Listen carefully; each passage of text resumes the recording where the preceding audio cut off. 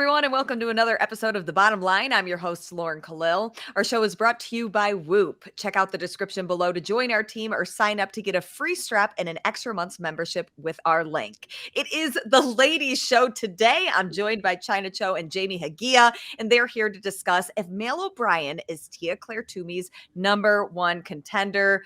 I thought you guys would be perfect to discuss the topic, especially as two really fit chicks yourself.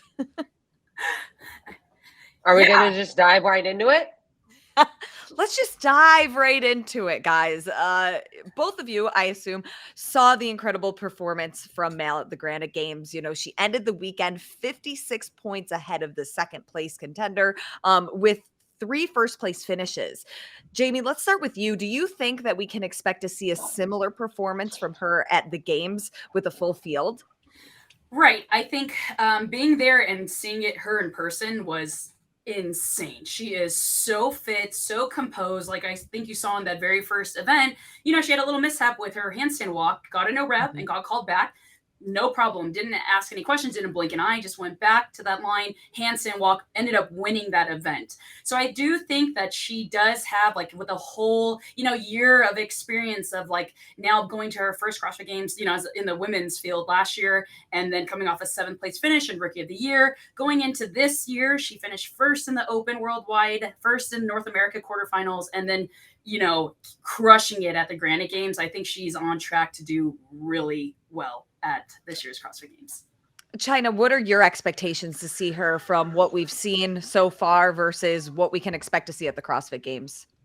So what I kind of noticed between her at the games last year versus her at the Granite Games this year is the way that she attacks every workout. It's not like she strategizes, she paces, like she literally has her eye on the prize and gets after it from second number 1 to even in that chipper, like the last minute. I mean, she has very little to no holes in her game, and that's a scary Mal. And we definitely noticed that when she competed last. Well, and the crazy thing is, she's still only 18, so early and young in her career. Last year, we saw her beat Tia at the games in the thruster wall walk event. Based on what we've seen from Mal last year and this season, is she actually a threat to Tia, or can we even talk about if she's potentially a podium contender? I personally think she's definitely a podium contender, but Tia is Tia. And if I don't think I've ever seen another athlete see red the way that Tia sees red, like bull, in a bullfight. And I think just with Tia's, years and years of experience, not only in CrossFit, she's competed at the Olympics. She almost competed at the Winter Olympics. I mean, I think that experience is kind of a hard thing to beat, and her seeing red is 100% a hard thing to beat. But can Mal be on the podium? 100%. I definitely think so. I agree. I think that being coached by Matt Fraser and Matt trained with Tia for so long. So if anyone knows Tia's game plan and strengths, and I don't even know if she has any weaknesses, probably not. But little things to help give Mal advice. She has the right coach to do that, and experience from Matt. I think the biggest difference that she even mentioned was the difference from last year to this year is her confidence. And Chyna, as an athlete, the confidence, like what that can do to you and your performances, that's really that next barrier really to break through that. And then it's going to be really scary. Yeah, she also did a really good job staying in her own lane. Not only did she have confidence, not only did she attack workouts, but she also say in that chipper workout, didn't get flustered when she wasn't in front from the very beginning. That does take, experience and time and patience. And she's showing that already. She's freaking 18. What? That's scary. And it really is. Yeah, go ahead, Jamie. We heard Matt mention after the chest to bar snatches running event, the shuttle run, that wasn't the plan to go unbroken. She did 36 unbroken chest to bar pull-ups, and he was like, come down. And she's like, I feel good, and to listen to him, I guess, which is kind of funny. But I mean, for her to know her body and to understand when she can push, when she needs to throw it back a little bit, and like Chyna said, stay really composed. That are all the things you need to make it onto the podium. And Jamie, you even touched on it just a little bit, but when we're looking at the women's field, I mean, Tia, she is just so dominant. It really is hard to think if anybody's going to get close to her this year. But when you think about that second and even third place potential for people on the podium, how much of a competitive edge does it give Mel that Matt is her coach and he knows if there are any weaknesses or what could really give somebody a run at Tia? Look, I think that the difference, like, there's a ton of women in this field that are so, like, that are very competitive and want to win. I think the one thing that maybe some of these people like Laura Horvath, Car Sounders, and, you know, Haley Adams that they do have is that experience and that time. But, I mean, really with a great coach, you can thrive. So I think that even though there is that experience that she doesn't have as many years, you know, in this sport or, you know, at that level at the games as some of these women competing against Tia. I definitely think coaching and your confidence and just she is fit and wants it and just has that it factor. So I do think that can make a huge difference for her. 100% agree. So if we are talking about some of the other women in the field, is there anybody that can really give Tia a run for her money this year? I think there are a few. You want me to go first? Yeah, Okay. go ahead. You touched on it. I'm going to go with Haley Adams. I think that, you know, having 3 years in the teen division and winning that a few times definitely gives her experience. And 3 times she was in as an individual. She was 6th, 5th, 4th, I believe, were her placings. And I know she's not the strongest. She says it herself. But she's getting so much better, and she's getting so much better mentally coping with not being the strongest, which we saw, you know, at the Cindy Crown Shirt. She took 23rd in that event, but she wasn't like really upset. She knew that she had made progress. She knew that she can come back and, you know, attack every single workout, and she did.